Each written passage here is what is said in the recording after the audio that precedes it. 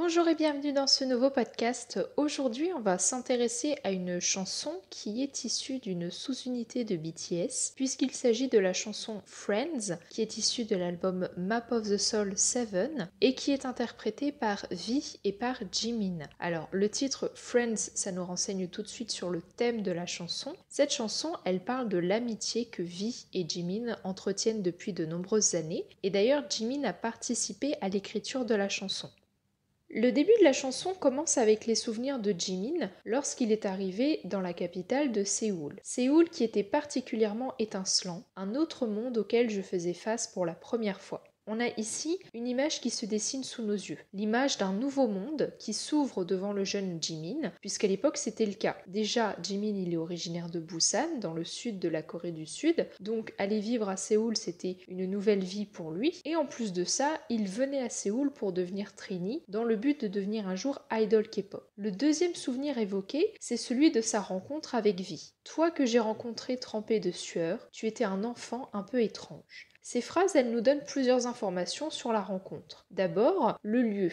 On sait que Jimin a rencontré V à l'agence, probablement dans la salle d'entraînement, puisqu'il y a une mention de V qui est trempée de sueur, probablement parce qu'il était en train de s'entraîner. Ensuite, on a la première impression que V a fait à Jimin. Ce qui est ressorti de V, c'est tout de suite son caractère étrange. C'est ce qui a frappé Jimin, au point que celui-ci a associé ce caractère étrange au souvenir de leur rencontre. C'est vrai que quand il était plus jeune, V, il avait une façon d'être qui était beaucoup plus extravertie et étrange que maintenant. Actuellement, depuis plusieurs années, il est beaucoup plus calme et réservé en public. Si on regarde les anciennes vidéos de BTS, on voit tout de suite la différence de comportement, donc c'est pas étonnant que Jimin ait été frappé par ça. Ensuite, Jimin, il insiste sur le fait que lui et V, ce sont des personnes qui sont très différentes. Je viens de la lune, tu viens d'une étoile. Il utilise l'image de la lune et de l'étoile pour montrer qu'ils ne viennent pas du même monde. Nos conversations étaient comme des devoirs. Il compare ensuite leurs conversations à des devoirs pour montrer que leur communication n'était pas quelque chose de très positif, puisqu'en soi, les devoirs, ça n'a jamais été associé à quelque chose de très positif. Il met également en opposition leur rapport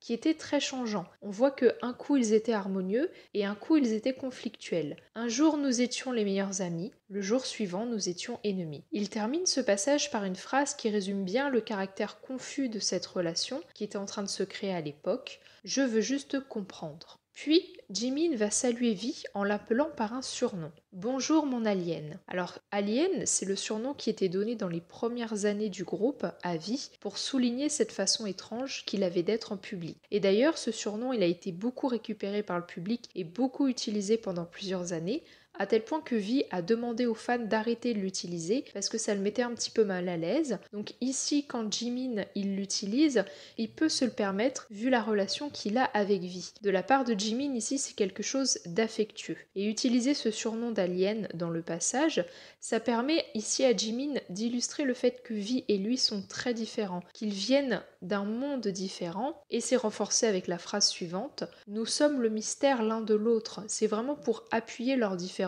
et pour souligner que de cette différence, normalement, il ne devrait pas y avoir cette relation d'amitié. Ils sont tellement différents qu'on en vient à ne pas comprendre pourquoi ils ont cette amitié, parce qu'en général, on devient amis, on se rapproche des personnes qui peuvent nous comprendre et qui nous ressemblent. Or ici, ce n'est pas le cas. Serait-ce pourquoi c'est plus spécial? Au final, Jimin, il souligne que c'est quelque chose de positif, cette différence, et que ça va donner à cette amitié un caractère de mystère, on pourrait même dire un caractère de miracle, et au final tout ça ne fait que rendre son amitié avec V encore plus spéciale et précieuse à ses yeux.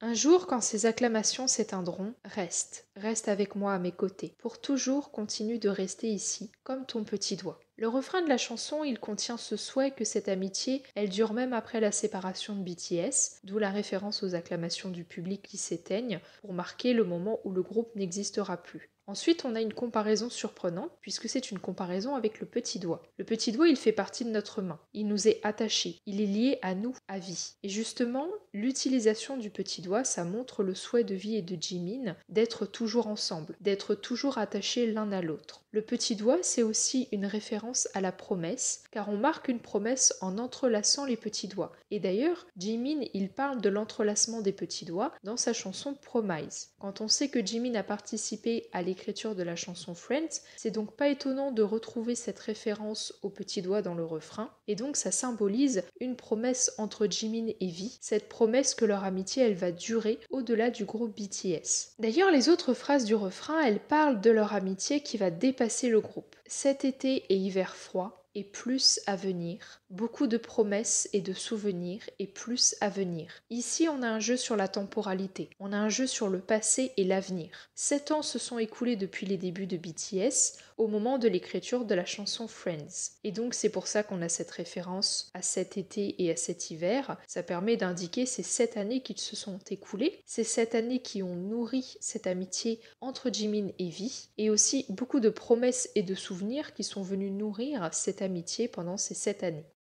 Le deuxième couplet de la chanson commence avec un nouveau souvenir qui date de la période où Jimin et V étaient trainees et au moment où ils allaient dans le même lycée car ils étaient camarades de classe. Je me souviens de nous dans nos uniformes scolaires. Ensuite, Jimin compare les souvenirs partagés avec V à des films et plus particulièrement, il évoque un souvenir qui a un potentiel comique. Chaque épisode de nos souvenirs serait un film. L'accident des dumplings est une comédie. Alors l'accident des dumplings, c'est une dispute qui a eu lieu entre eux un jour où ils s'entraînaient. À la sortie de la chanson, V il a donné des précisions concernant cette dispute. Il a expliqué qu'ils se sont disputés pour savoir s'ils devaient s'entraîner d'abord et manger les dumplings ensuite, ou s'ils devaient s'entraîner tout en les mangeant. Quand on a cette explication, on voit tout de suite le potentiel comique de cette dispute, et donc on comprend pourquoi Jimin il l'associe à une comédie et qu'avec le recul, ils se rendent compte à quel point c'était sans importance. Ensuite, on a un jeu sur la temporalité qui met en parallèle le passé et le présent. Les histoires qui ont rempli le bus scolaire sur le chemin du retour. Maintenant, nous sortons faire un tour en voiture ensemble, identique le nous d'autrefois. Hey Jimin, tu veux boire un verre aujourd'hui? Ça permet de montrer que même si le temps a passé et qu'ils ont évolué, donc ils sont passés du fait de devoir prendre le bus scolaire au fait de pouvoir conduire eux-mêmes leur voiture, la relation elle n'a pas changé. Ils éprouvent toujours le besoin de faire des choses ensemble, d'aller boire des verres, de partager des moments à deux et de se créer des souvenirs. Un autre souvenir un peu plus lointain est évoqué, c'est le moment où V